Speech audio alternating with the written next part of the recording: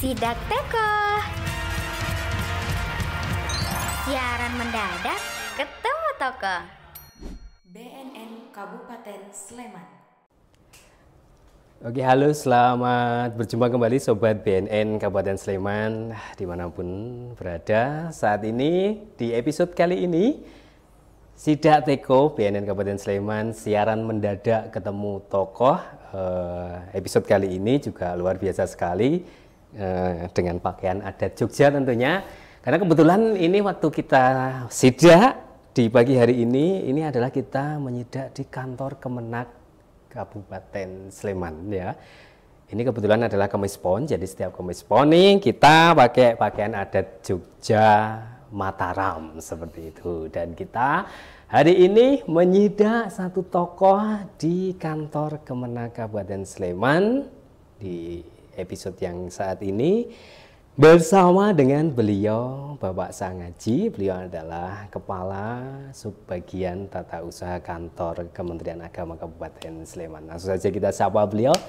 Selamat pagi, assalamualaikum Bapak. Waalaikumsalam warahmatullahi wabarakatuh. Sehat Bapak? Alhamdulillah. Mas Darmo sehat. Luar biasa. Nggak apa-apa ya, beda gini ya. Jadi kalau Kemis Pon memang gini Pak. Oh gitu ya. Memang kita pakai pakaian adat, salah satu adalah melestarikan budaya, kearifan lokal. Sama ya, dengan batik juga melestarikan. Ya sama, batik juga demikian. Pak Sangaji, mohon maaf nih kita dari BNN Kabupaten Sleman tiba-tiba datang, kita menyidak, kita punya satu program di podcast kita, itu namanya adalah Sidak Teko, siaran mendadak ketemu tokoh. Jadi disidak Pak. Sudah siap toh Pak? Siap. Disidak. Sidak itu kan tiba-tiba hadir ya. Tiba-tiba hadir. Kalau pemberitaan namanya ya Rasito Sidak. Pak Sangaji, Pak Sangaji atau Mas Aji nih biasanya? Ya, Mas aja ya. Mas aja ya, biar ben ketok rada imbang ngono lho. Iki sing rupane kok ngene iki ya ketoke Mas ning ya. Jane ya Pak ning. Tim-tim ra cetha ning. Mas Aji, ini kita sidak nih kantor Kemenak Kabupaten Sleman ini, pasti nanti kita akan ngobrol-ngobrol lebih jauh, lebih banyak lagi tentang bagaimana upaya P4GN di wilayah Kabupaten Sleman yang mungkin yang sudah dilakukan oleh Kemenak begitu, Mas Aji. Nah, Mas Aji yang pertama gini Mas, di Sleman ini adalah kan jumlah pengguna atau korban penyalahguna di wilayah DIY ini kan Sleman ini kan ada di posisi kedua setelah kota Yogyakarta. Nah, menurut Mas Aji gimana Mas dengan kondisi seperti ini? Kalau melihat dari karakteristik wilayah, memang tidak bisa kita pungkiri ya. Wilayah Sleman itu menjadi wilayah yang menjadi tujuan wisata, tujuan pendidikan kan, mungkin juga tujuan dari orang-orang untuk mencari nafkah dan sebagainya. Sehingga perkembangan ekonomi juga bagus, meningkat.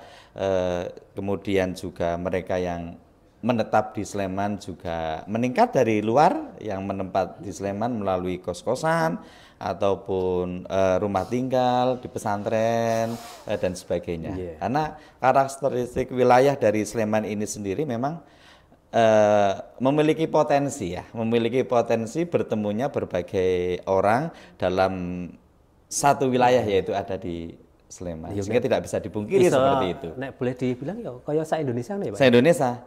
Miniaturnya Indonesia. Miniaturnya Indonesia gitu.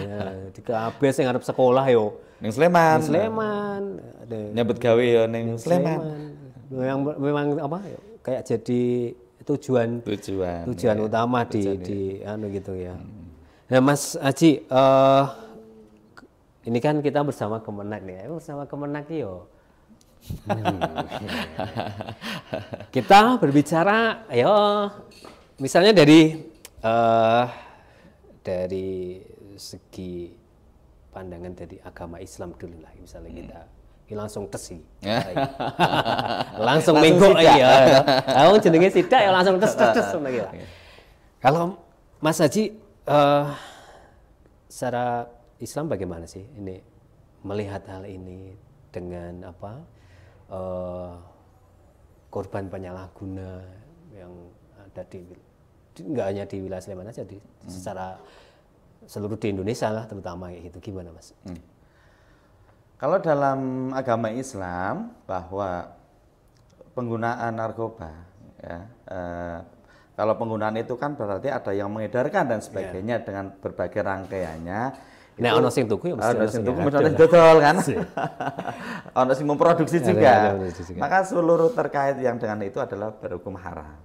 Jelas semua memang. Iya, jelas di dalam agama sudah menyebutkan ya ayyuhalladzina amanu innamal khamru wal maisiru wal ansabu wal azlamu rijsun min amalis syaiton fajtanibuhu la'allakum tuflihun.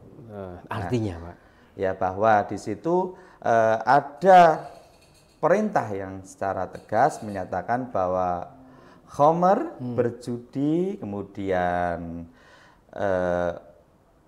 penyembelihan untuk berhala, mengundi nasib dengan panah adalah perbuatan rijsun, perbuatan yang kotor, yang itu adalah perbuatan setan, maka fajtanibuhu, jauhilah supaya kalian itu berbahagia. Jadi Islam benar-benar sudah melarang keras nih. Melarang keras lewat di Al-Qur'an tadi. Di Al-Qur'an sudah dikatakan, tim di rumah oke. Kowe nek iso jawab tak 500.000. Iki mau Al-Qur'an iki mau surat apa? Kon baleni. Yo. 500.000 iki. Bisa ora? Iki surat apa? Toh? Kowe ora ngerti ya toh. Surat apa? Toh nek iso kowe tak 500.000. Kowe nek ning nggon kemenang iki rada sing alim-alim sithik. Ndak apa ya, Pak. Ya iki karo gocek-gocek. Napa-napa. Ngono iki. Karena nggak ngetes daya ingat. Daya ingat, betul. Saya iki Al-Maidah ya, Pak, tadi ya, Pak. Iya. Al-Maidah rasito tak nek. Enggak aku dhewe ya to. Enggak aku dhewe, kudu ngerti iki. Itu tadi sudah dikatakan kembali di Al-Qur'an, di surat Al-Maidah sudah dengan tegas ya. Jauhi perintah iki. Dijauhi. Oh nyedak wae ora oleh kok. Apa meneh ngantek nyoba ngoten nggih. Oke. Selain itu, Pak. Memang Al-Qur'an ini secara tegas memberikan larangan kepada kita semuanya untuk benar-benar tidak mendekat kepada narkoba dan berbagai jenis-jenisnya itu kan. Dan ini pun dikuatkan juga dengan hadis Rasulullah Muhammad SAW yang diriwayatkan oleh Imam Muslim, bahwasanya Rasulullah itu juga bersabda, memberikan ketegasan pula, kullu muskirin khamrun wa kullu khamrin haramun. Nah, setiap segala sesuatu yang memabukkan itu adalah khamr, dan khamr itu berhukum haram. Nah, penjelasan kenapa kok khamr ya, bukan narkoba. Itu kan yang memberikan tegasan itu kan khamr itu. Memang khamr itu kan memiliki dampak ya, memabukkan. Maaf, khamr itu kan berarti minuman gitu ya? Minuman. Dan memiliki dampak memabukkan. Maka dalam beberapa kajian literatur Islam itu mazhab semuanya menyatakan, dari mazhab Imam Maliki, Imam Syafi'i, kemudian Imam Hanafi menyatakan bahwa khamr itu memiliki dampak memabukkan.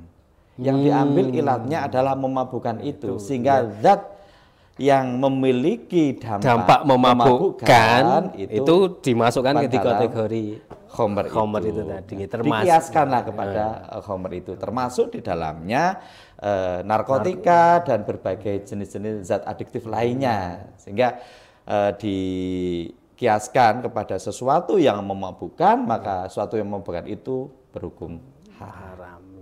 Nah, itu tadi Sobat BNN.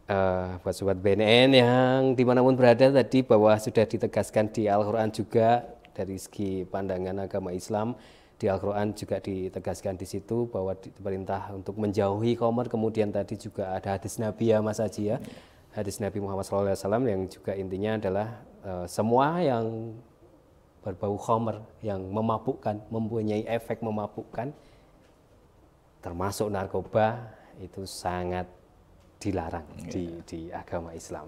Oh ya sedikit nih. Gimana? Bahwa Islam itu ini yang dipopulerkan oleh Syekh Abu Hamid Muhammad Al-Ghazali Ad-Dusi itu menyebutkan bahwa tujuan diberlakukannya syariat Islam itu kan memiliki 5 pondasi kuat atau yang disebut dengan usuliyah al-khamsah. Yang pertama bahwa syariat Islam itu memiliki tujuan hifdzun nafas, menjaga jiwa, atau menjaga dari seluruh hal-hal yang membahayakan jiwanya, nyawa gitu, hifdzun nafas yang pertama. Kemudian ada hifdzuddin, menjaga agama. Jadi seseorang itu diberikan kebebasan untuk memeluk agama dan melaksanakan ritual agamanya. Itu. Kemudian ada hifdzun nasl, menjaga keturunan. Menjaga keturunan.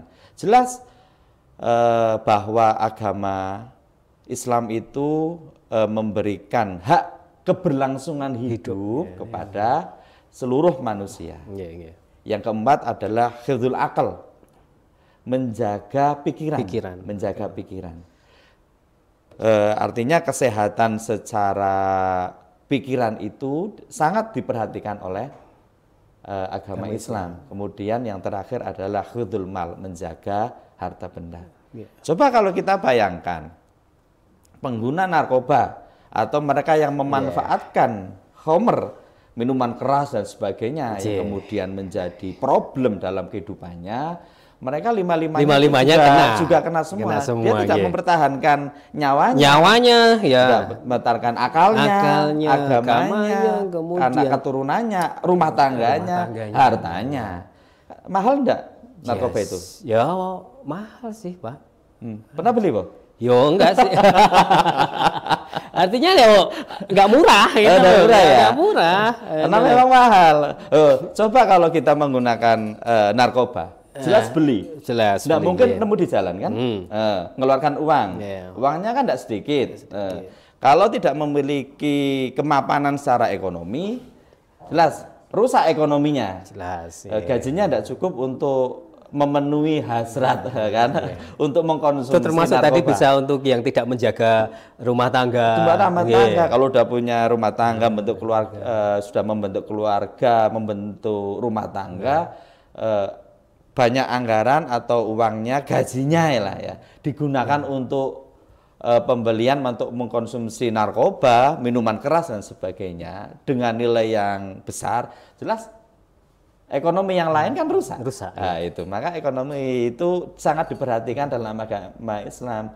Jagalah hartanya itu karena untuk menopang kehidupan selanjutnya. Akal pikiran juga. Iya. Jelas karena narkoba, efek narkoba itu yang jelas yang pertama adalah yang diserang adalah otak. Kan rusak otaknya. Jelas itu berarti yo akalnya kena. Miring-miring orang.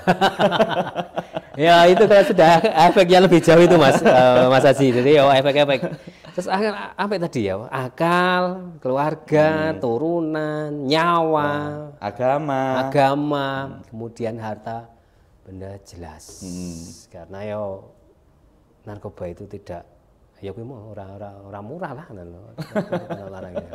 Mas Haji itu pernah ketemu dah Mas yang mau miring-miring gunung iki mau. Kalau secara langsung, memang kita tidak pernah bertemu ya ketika mengkonsumsi itu. Kan jarang juga toh mengkonsumsi di depan umum. Oh iya, belum pernah ya. Delik-delik toh yo. Delik-delik kan yo. Aku harap menghisap. Nek mau sarep kondo-kondo. Ya enggak mungkin sih. Ya. Makanya kan jenenge apa peredaran gelap. Ya peredaran gelap itu.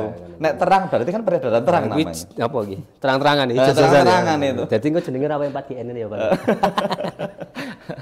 Oke, Mas Haji. Ini kan apa ya?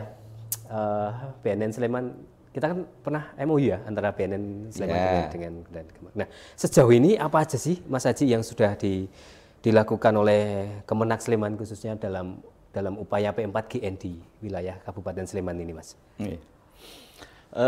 Kita kan mengikuti atau melaksanakan instruksi Presiden ya, nomor 2 tahun 2020. Kementerian Agama itu kan termasuk di dalam kementerian atau lembaga negara yang memang melaksanakan instruksi dari Presiden. Merupakan program dari Presiden melalui instruksi beliau gitu kan. Kemudian ditindaklanjuti dengan instruksi Menteri Agama nomor 5 tahun 2021 tentang pencegahan dan penanggulangan peredaran gelap narkoba ya di Indonesia ya secara keseluruhan. Ya. Maka kemudian ini ditindaklanjuti oleh kita yang ada di kabupaten kota untuk bagaimana berupaya mencegah, pertama tentunya mencegah penggunaan dulu, ya. Kemudian pencegahan terhadap peredaran dan sebagainya terkait dengan penyalahgunaan dan peredaran gelap narkotika itu kan ya. Nah, maka kalau di Kabupaten Sleman ini sendiri usaha kita untuk bisa membentengi generasi kita yang ada di Kabupaten Sleman, kita berupaya tentunya menggandeng dengan stakeholder atau instansi lainnya yang terkait dengan itu.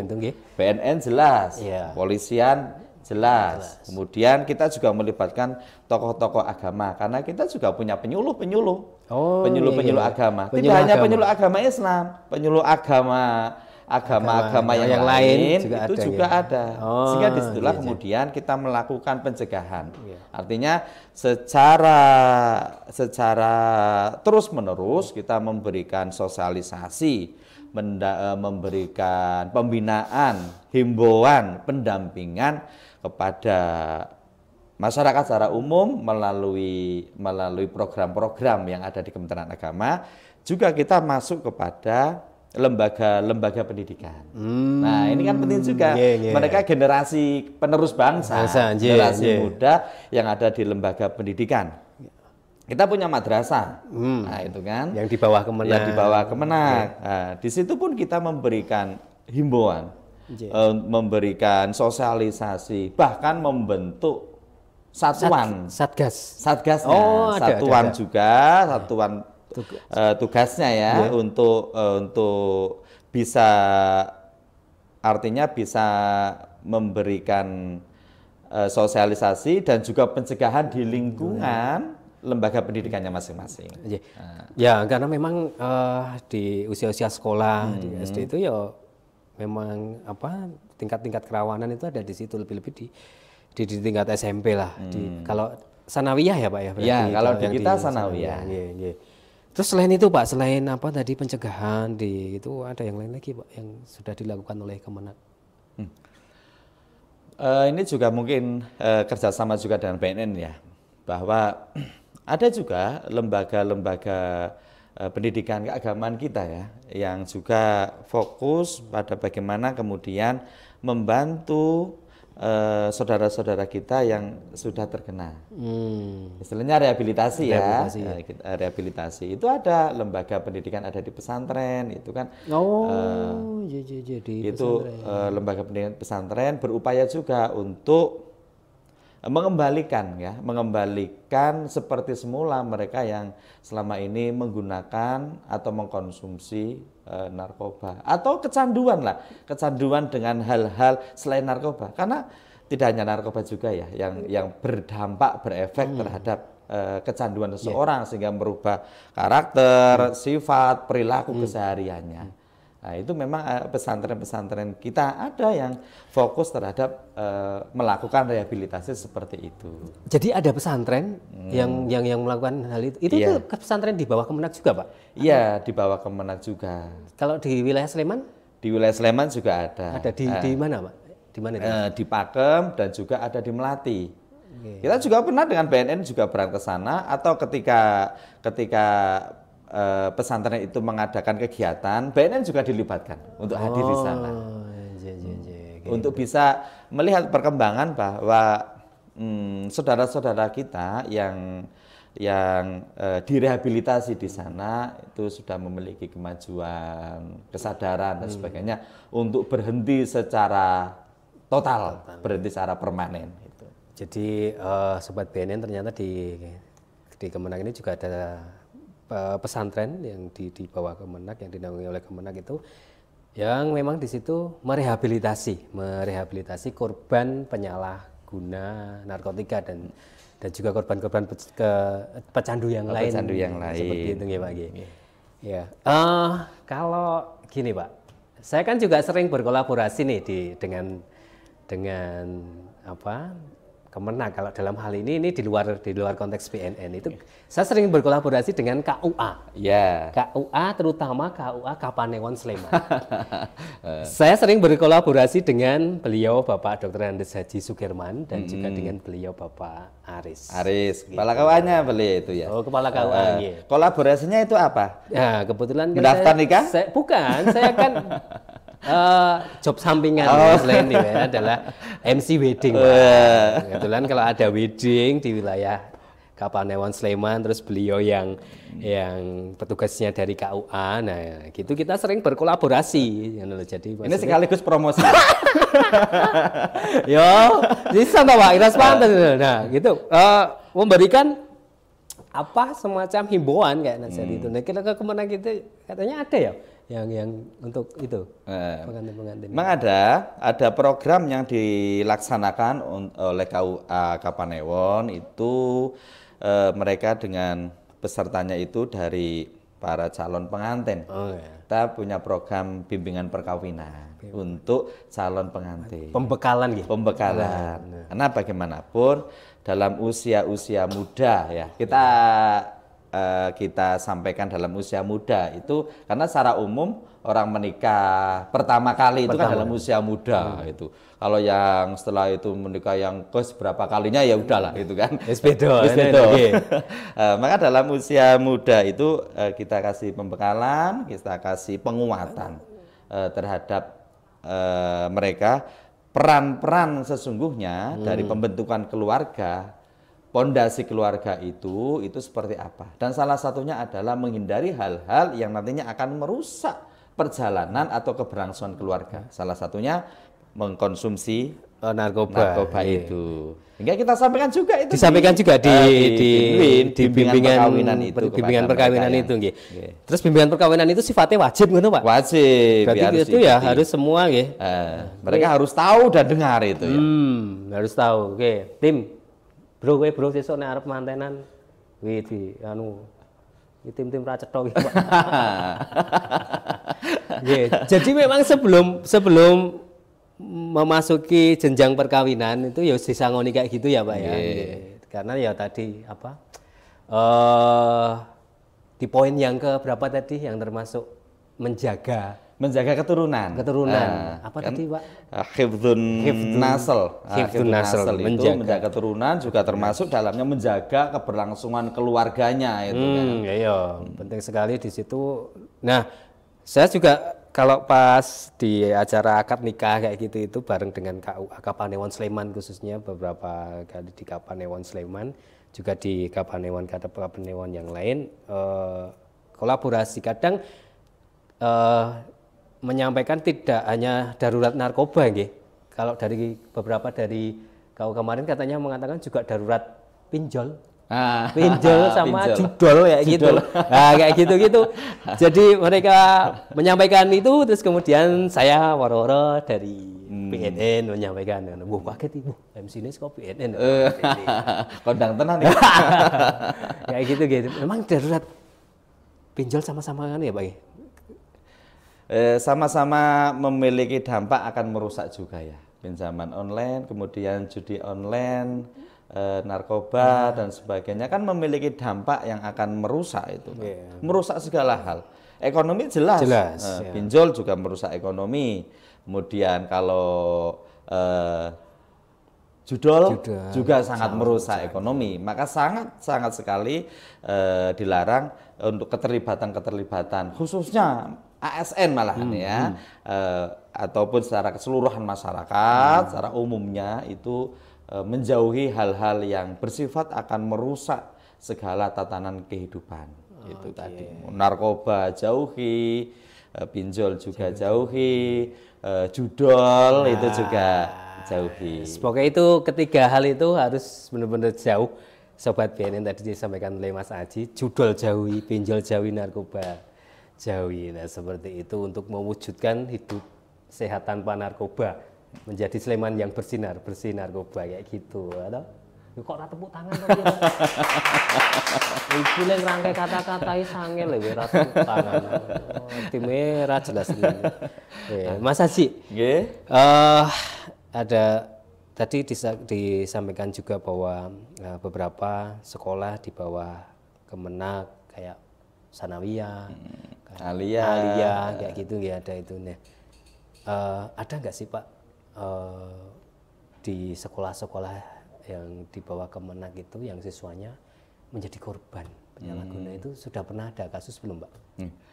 Alhamdulillah sampai sekarang kita belum mendapatkan laporan itu. Untuk mereka korban penyalahgunaan bahkan peredaran gelap narkoba itu, sehingga kita akan berupaya menjaga itu bahwa anak didik kita, generasi yang ada di Kabupaten Sleman secara umum untuk tidak sampai bersentuhan. Jangan sampailah gitu bersentuhan, mengkonsumsi, bahkan ikut menjadi peredar.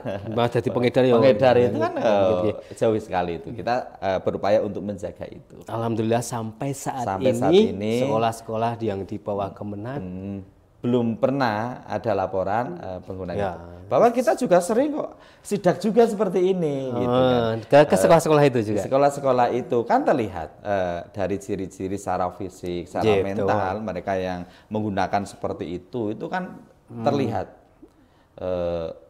Rada cetha iku mau ya. Iya, rada cetha, rada melengkeng-melengkeng model-model. Itu maka bisa terlihat. Ada perubahan perilaku, ada perubahan kan terlihat. Perilaku terlihat itu. Sehingga kita juga berupaya sidak kemudian kita sidak apa yang mereka bawa melalui tas mereka. Dioperasi ngono dioperasi itu kan. Juga kadang juga melibatkan kepolisian untuk mengoperasi seperti itu.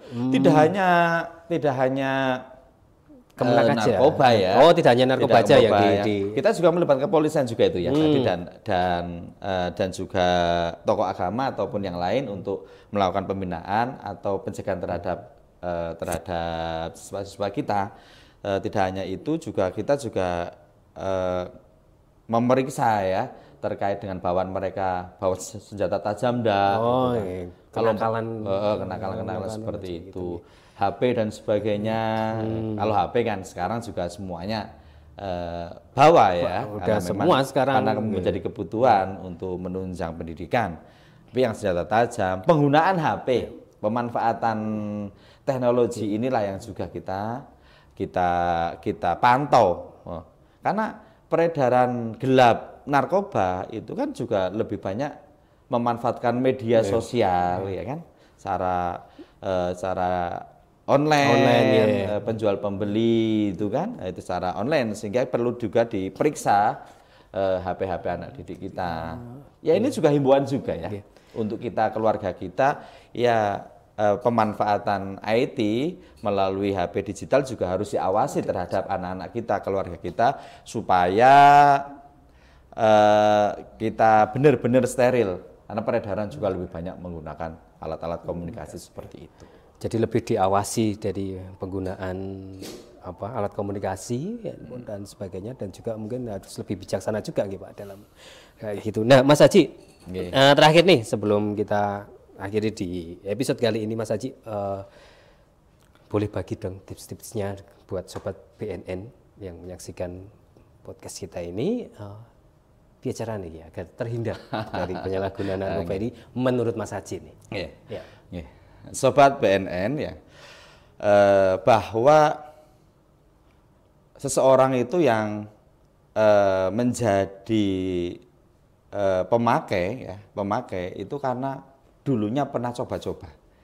Maka sekali lagi, dan kita tekankan berkali-kali, jangan pernah mencoba-coba untuk menggunakan, mengkonsumsi narkoba. Karena ketika sudah mencoba akan berdampak. Nah, ketagihan itu yang berbahaya. Nah, itu yang pertama. Jangan pernah sekali-kali mencoba mengkonsumsi narkoba. Yang kedua, hindari pergaulan yang sekiranya mengarah kepada hal-hal yang bersifat negatif. Pilih teman yang itu yang bisa menghantarkan atau menjadikan kita jauh lebih baik. Maka perlu juga kita juga memperhatikan kepada siapa kita bergaul. Nah, karena banyak yang orang-orang yang menjadi pengguna itu karena salah pergaulan. Salah pergaulan.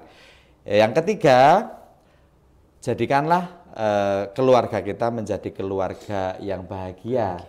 Karena bagaimanapun awal dari berbagai permasalahan itu dari keluarga. Maka kuatkan kembali fungsi keluarga kita menjadi keluarga yang bahagia. Kuatkan kembali ketahanan keluarga kita. Oke, baik. Terima kasih Mas Aji sudah menerima kami, sudah disidak. Terima kasih sharing-sharingnya, informasinya. Terima kasih juga atas apa yang sudah dilakukan oleh Kemenak terkait upaya P4GN di wilayah Kabupaten Sleman itu. Sekali lagi terima kasih Mas Aji, sehat selalu. Amin. Nah Sobat BNN, demikian tadi episode kita kali ini bersama dengan Kementerian Agama Kabupaten Sleman dengan beliau Bapak Sang Aji, dan kita akan jumpa lagi di episode berikutnya. Kita akan sidak tokoh-tokoh yang lain yang lebih seru tentunya, tetap bersama dengan Sidak TKO BNN Kabupaten Sleman. Terima kasih. Assalamualaikum warahmatullahi wabarakatuh.